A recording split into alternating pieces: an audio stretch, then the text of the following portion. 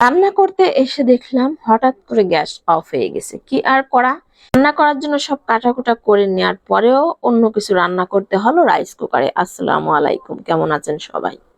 রান্না করার জন্য কড়াইয়ে তেল দিয়ে বসিয়ে দিয়েছি, এর মধ্যে গ্যাস অবস্থা নিভু নিভু হয়ে গেছে এবং কিছুক্ষণ পর স্টোভ হয়ে গিয়েছে। তখন আর কি করা যায়, চিন্তা করলাম সব ধরনের তরকারি কাটাকুটা হয়ে গিয়েছে এবং অন্য কিছু রান্না করব, এই চিন্তা করেই চুলার কাছে এসেছিলাম। তারপর কি আর করা, এখন তো রাইস কুকারে রান্না করতেই হবে। আর রাইস কুকারে রান্না মানে একটা বিরক্তিকর, সময় অপচয় হওয়া। আর শর্টকাটে কিভাবে রান্না করা যায় এজন্য আমি বিরিয়ানি রান্না করব এই সিদ্ধান্ত নিলাম।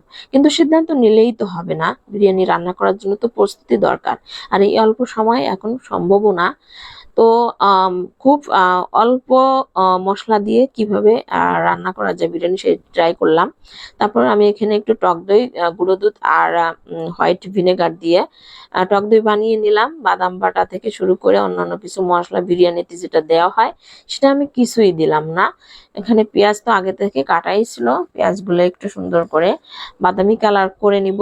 আর রাইস কুকারে তো ভাজতে গেলে কি যে একটা অবস্থা, বলার মতো নয়, বেশিক্ষণ ভাজাও যায় না। তারপর আমি টক দইয়ের সাথে আমি মশলাগুলো অ্যাড করে নিচ্ছি। আর মশলা বাসায় বিরিয়ানি মশলা আমি নিজেই তৈরি করে থাকি, সেই মশলাটা ছিল জন্যই আমি খুব কম সময়ে রান্নাটা বসিয়ে দিতে পারছি। তার মধ্যে বাদাম বাটাটা দিতে পারলে আরো একটু ভালো হতো। তো বাসায় তৈরি মশলা দিয়ে আমি বিরিয়ানিটা রান্না করে নিব। মাংসগুলো ছোট ছোট করে কেটে নিয়েছি, যেহেতু প্রস্তুতি ছিল না। আর তাড়াতাড়ি করে মাংসগুলো রেডি করে নিলাম। তারপর মাংস রান্না করা হয়ে গিয়েছে। আর রাইস কুকারে মাংস সিদ্ধ হতে একটু সময় লাগে, এর জন্য একসাথে মাংসের সঙ্গে চাল মিশিয়ে দিলাম। আর অন্য সময় রান্না করলে মাংসগুলো তুলে রাখতাম, কারণ ফার্মের মুরগি তো একটু নরম হয়, তুলে রাখলে ভালো হয়। তারপর সবগুলো একসঙ্গে মিশিয়ে সুন্দর করে একটু নেড়েচেড়ে দিব। আর এখানে রাইস কুকারে এমন একটা অবস্থায় ভালোভাবে নাড়াচাড়া করলেও নিচে একটু লেগে যায়। তারপর পরিমাণ মতো পানি দিয়ে দেব। আর এখানে তো ইচ্ছে করলেও আগুন বাড়ানো যাবে না, কমানো যাবে না। তো রাইস কুকারের কারেন্টের যে হিট যতটুকু না ততটাই দিয়ে রান্না করতে হবে। তারপর এখানে আমি কাঁচামরিচ দিয়ে দিলাম আর সামান্য কেওড়া জল দিয়ে তারপর রান্না করে নিব। আর পর্যায়ে আমি ঢেকে দিব। আর ঢেকে দেওয়ার পর রান্নাটা প্রায় হয়ে আসছে। আর চালগুলো ফুটে গিয়েছে, ফাইনালি রান্নাটা কমপ্লিট।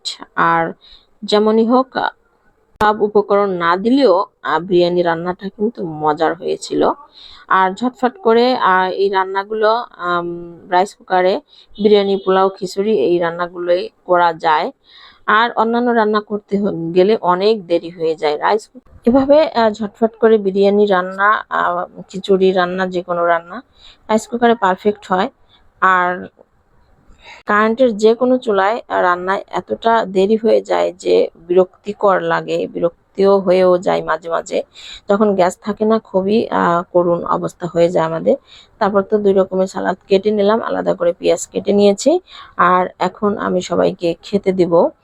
আর যেমন চেয়েছিলাম তেমনই হয়েছে, একটু ঝরঝরাও হয়েছে।